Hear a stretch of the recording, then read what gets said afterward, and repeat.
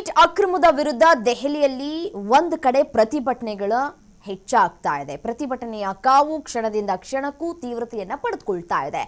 ಧರ್ಮೇಂದ್ರ ಪ್ರಧಾನ್ ರಾಜೀನಾಮೆಗೆ ಸಿಜೆಪಿ ಬಿಗಿ ಪಟ್ಟನ್ನ ಹಿಡಿದುಕೊಂಡಿದೆ.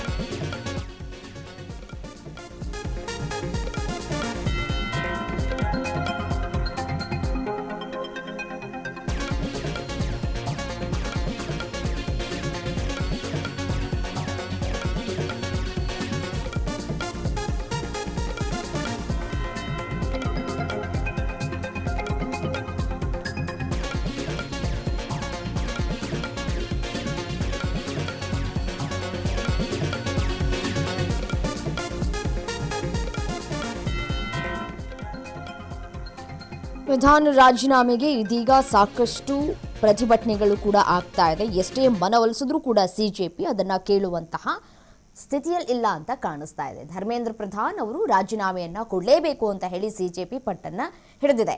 ಇವತ್ತೇ ನಿರ್ಧಾರವಾಗುತ್ತಾ ಕೇಂದ್ರ ಸಚಿವರ ಭವಿಷ್ಯ ಅಂತ ಹೇಳಿ ಕೇಂದ್ರ ಸಿಜೆಪಿ ಕೊಟ್ಟ ಡೆಡ್ಲೈನ್ ಇವತ್ತು ಅಂತ್ಯ ಆಗತ್ತೆ. ಅಂದ್ರೆ ಇವತ್ತು ಮಧ್ಯಾಹ್ನ 3:30ಕ್ಕೆ ಅವ್ರು ಕೊಟ್ಟಿರುವಂತಹ ಡೆಡ್ಲೈನ್ ಅಂತ್ಯವಾಗತ್ತೆ. ಸೊ ಹಾಗಾಗಿ ಕಾಕ್ರೋಚ್ 2 ಬೇಡಿಕೆಗೆ ಅಸ್ತು ಅಂತ ಹೇಳಿದೆ. ಕಾಕ್ರೋಚ್ ಇಟ್ಟಂತಹ ಬೇಡಿಕೆಗೆ ಆದರೂ ಕೂಡ ಈ ಧರ್ಮೇಂದ್ರ ಪ್ರಧಾನ್ ಅವರ ರಾಜೀನಾಮೆ ಬೇಕೇ ಬೇಕು ಅಂತ ಹೇಳಿ ಸಿಜೆಪಿ ಬಿಗಿ ಪಟ್ಟನ್ನ ಹಿಡಿದುಕೊಂಡು ಕೂತಿದೆ.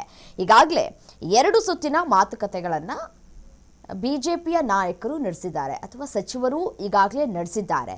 ಬಟ್ ಆದರೆ ಯಾವುದೇ ರೀತಿಯಾದಂತಹ ಮಾತುಕತೆಗೆ ಜಗ್ಗುವ ಅಥವಾ ಬಗ್ಗುವಂತಹ ಲಕ್ಷಣಗಳು ಇಲ್ಲಿ ಕಾಣಸಿಗ್ತಾ ಇಲ್ಲ. ಜೆ.ಪಿ. ನಡ್ಡಾ ಅವರು 2 ಬಾರಿ ಭೇಟಿಯಾಗಿ ಅವರ ಮನವೊಲಿಸುವಂತಹ ಪ್ರಯತ್ನಗಳನ್ನ ಕೂಡ ಮಾಡಿದ್ರು.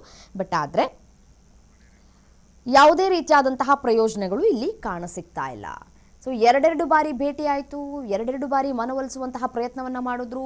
ಮೊದಲ ಬಾರಿಗೆ 4 ಗಂಟೆಗಳ ಕಾಲ ಅವಕಾಶವನ್ನ ಕಾದು ಕೂತು 10 ನಿಮಿಷಗಳ ಕಾಲ ಚರ್ಚೆ ಆಯಿತು. ಆ ಚರ್ಚೆ ಆದಂತಹ ಸಂದರ್ಭದಲ್ಲಿ ಯಾವುದೇ ರೀತಿಯಾದಂತಹ ಪ್ರಯೋಜನ ಆಗಿಲ್ಲ ಅಂತ ಹೇಳಿ ಕಾಕ್ರೋಚ್ ಬಹಿರಂಗವಾಗಿ ಹೇಳಿಕೆ ಕೊಡುವಂತಹ ಕೆಲಸವನ್ನ ಮಾಡಿತು. ಅದಾದ ನಂತರ ನಿನ್ನೆ ಕೂಡ ಜೆ.ಪಿ. ನಡ್ಡಾ ಅವರ ಜೊತೆಗೆ 1 ಸುತ್ತಿನ ಮಾತುಕತೆಗಳು ಕೂಡ ಆಗಿದೆ. 2 ವಿಚಾರಕ್ಕೆ ಸಂಬಂಧಪಟ್ಟಂತೆ ಇಲ್ಲಿ 3 ವಿಷಯವನ್ನ ಅವರು ಮುಂದೆ ಇಟ್ಟಿದ್ರು.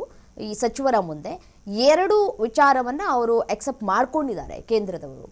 ಒಂದು, ವಿದ್ಯಾರ್ಥಿಗಳ ಈ ಏನು ಒಳಗಡೆ ಹಾಕೊಂಡಿದ್ದೀರಿ ಅವರನ್ನು ರಿಲೀಸ್ ಮಾಡಬೇಕು, ಅವರ ವಿರುದ್ಧ ಯಾವುದೇ ರೀತಿಯಾದಂತಹ ಕಾನೂನು ಕ್ರಮವನ್ನು ತೆಗೆದುಕೊಳ್ಳಬಾರದು ಅಂತ ಕೂಡ ಹೇಳ್ಕೊಂಡಿದ್ರು. ಸೊ ಅದನ್ನ ಒಪ್ಕೊಂಡಿದ್ದಾರೆ. ಮತ್ತೆ ನೆಕ್ಸ್ಟ್ ನೀಟ್ ಪರೀಕ್ಷೆ ಮಾಡುವಂತಹ ಸಂದರ್ಭದಲ್ಲಿ ಇನ್ನಷ್ಟು ಬಿಗಿ ಭದ್ರತೆಯನ್ನು ನೀವು ತೆಗೆದುಕೊಳ್ಬೇಕು ಅಂತ ಕೂಡ ಹೇಳಿದ್ರು. ಅದಾಯ್ತು. ಅದಕ್ಕೂ ಕೂಡ ಕೇಂದ್ರ ಸಮ್ಮತಿಯನ್ನ ಕೂಡ ಕೊಟ್ಟಿದೆ. ಮತ್ತೆ ಯಾರಿದ್ರ ಹಿಂದೆ ಇದ್ದಾರೆ ಅವರನ್ನ ಸೆರೆ ಹಿಡಿಯುವಂತಹ ಕೆಲಸಗಳಾಗಬೇಕು, ಕಠಿಣ ಕಾನೂನು ಕ್ರಮವನ್ನು ತೆಗೆದುಕೊಂಡು ಬಂದು ಅವರ ವಿರುದ್ಧ ನೀವು ಹಾಕಬೇಕು ಅಂತ ಕೂಡ ಹೇಳಿತ್ತು. ಅದನ್ನು ಕೂಡ ಅಕ್ಸೆಪ್ಟ್ ಮಾಡ್ಕೊಂಡಿದ್ದಾರೆ ಕೇಂದ್ರದ ನಾಯಕರುಗಳು. ಬಟ್ ಆದರೆ ಈ 2 ಒಂದು ಕಡೆ ಅವರು ಇಟ್ಟಂತಹ ಬೇಡಿಕೆಗಳನ್ನು ಅಕ್ಸೆಪ್ಟ್ ಮಾಡ್ಕೊಂಡಿದ್ರು ಕೂಡ ಧರ್ಮೇಂದ್ರ ಪ್ರಧಾನ್ ಅವರು ರಾಜೀನಾಮೆಯನ್ನ ಕೊಡಲೇಬೇಕು ಅಂತ ಹೇಳಿ ಸಿಜೆಪಿ ಬಿಗಿ ಪಟ್ಟನ್ನ ಹಿಡಿದುಕೊಂಡಿದೆ. ಸೊ ಹಾಗಾಗಿ ಇವತ್ತು 18 ಕಡೆ ಮೆಟ್ರೋ ಸ್ಟೇಷನ್ಗಳನ್ನ ಕೂಡ ಬಂದ್ ಮಾಡಲಾಗಿದೆ. ಇದರ ಜೊತೆಗೆ ಲಿಕ್ಕರ್ ಶಾಪ್ಗಳನ್ನ ಕೂಡ ಕ್ಲೋಸ್ ಮಾಡುವಂತಹ ಕೆಲಸಗಳು ಕೂಡ ಆಗಿದೆ. ಇವತ್ತು ಮಧ್ಯಾಹ್ನ 3:30ವರೆಗೂ ಕೂಡ ಸಮಯಾವಕಾಶವನ್ನ ಕೇಂದ್ರದ ನಾಯಕರಿಗೆ ಕೊಟ್ಟಿದ್ದಾರೆ. ನಿನ್ನೆ 1 ಸುತ್ತಿನ ಮಾತುಕತೆಗಳು ಕೂಡ ಆಗಿದೆ.